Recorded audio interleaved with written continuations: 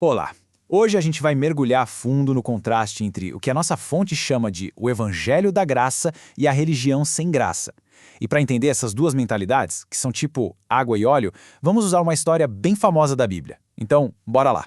Para começar, a nossa fonte já joga uma descrição de Jesus que faz a gente pensar um amoroso incômodo sem tréguas. Sabe, aquela verdade que desafia, que tira a gente do lugar comum, mas que no fundo a gente sabe que vem de um lugar de amor. É essa a pegada da nossa conversa. A nossa história acontece lá no Evangelho de João, capítulo 8. O clima é de pura tensão, dá pra cortar o ar com uma faca. É um confronto que todo mundo sabe que vai acontecer.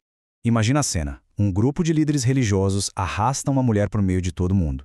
Ela foi pega em adultério.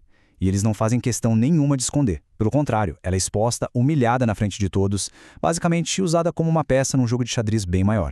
E aí, eles lançam um desafio direto para Jesus. O papo é reto. Olha, a lei de Moisés manda apedrejar mulheres como essa.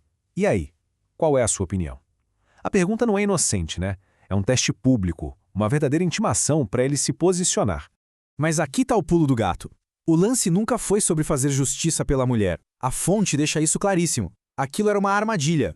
Uma sinuca de bico, sabe? Não importava o que Jesus respondesse, eles teriam um motivo para acusá-lo. Foi tudo calculado. Agora, vamos dar uma pausa na história e colocar uma lente de aumento nessa mentalidade, a dos acusadores. A nossa fonte chama isso de religião sem graça. O que será que define essa forma de pensar?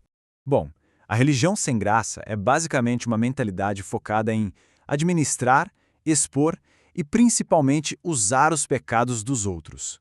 O erro está sempre lá fora. É sempre o outro que está errado. Enquanto isso, o próprio mundo interior, os próprios erros, esses ficam convenientemente ignorados. E essa mentalidade tem umas características bem marcantes, olha só. Ela adora expor os outros publicamente, usa as pessoas e os erros delas como ferramenta para alguma agenda própria. E, claro, foge de olhar para o próprio umbigo como o diabo foge da cruz. No fundo, a fonte diz que é uma atitude covarde, porque é muito fácil apontar o dedo quando se está seguro no meio da multidão. E essa frase aqui, gente, é de uma profundidade psicológica incrível.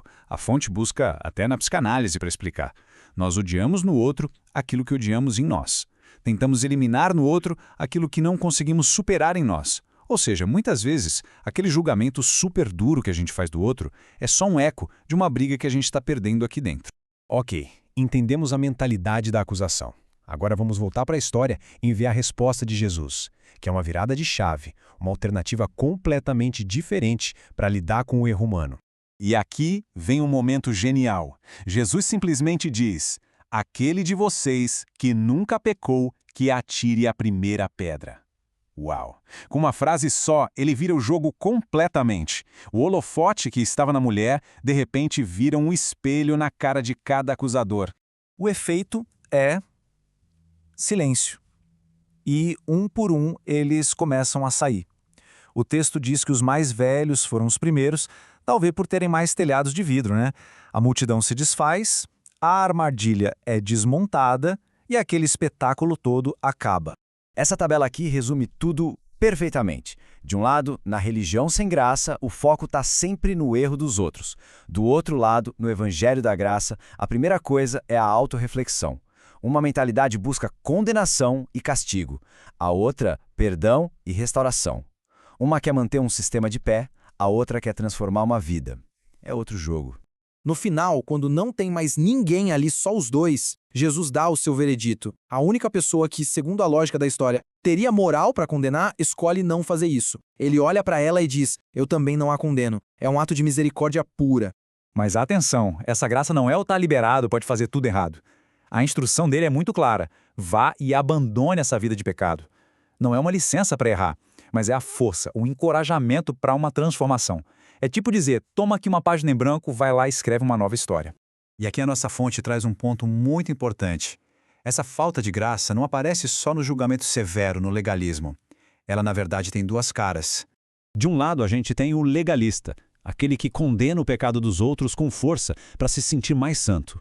E do outro tem o que a fonte chama de seguidor da graça barata, que é quem usa a graça como uma desculpa para passar pano para os próprios erros. São dois extremos, mas que dão no mesmo lugar, a falta de uma transformação real. Então, o ponto central é este. A graça de verdade não finge que o pecado não existe. Pelo contrário, ela encara o pecado de frente. Só que o objetivo não é condenar, é transformar. É um convite para mudança, não uma desculpa para ficar parado no mesmo lugar. E para a gente fechar, a análise traz essa história antiga direto para o nosso dia a dia, para uma reflexão bem pessoal. A fonte sugere que aquela vontade de apedrejar alguém, de julgar, de cancelar, de condenar, quase sempre funciona como um espelho. Revela alguma coisa em nós que a gente precisa olhar com mais carinho. Aquela raiva que a gente sente do erro do outro pode ser, na verdade, uma pista sobre algo que a gente precisa resolver aqui dentro. E isso nos coloca diante de uma escolha inevitável. Uma escolha entre duas dores.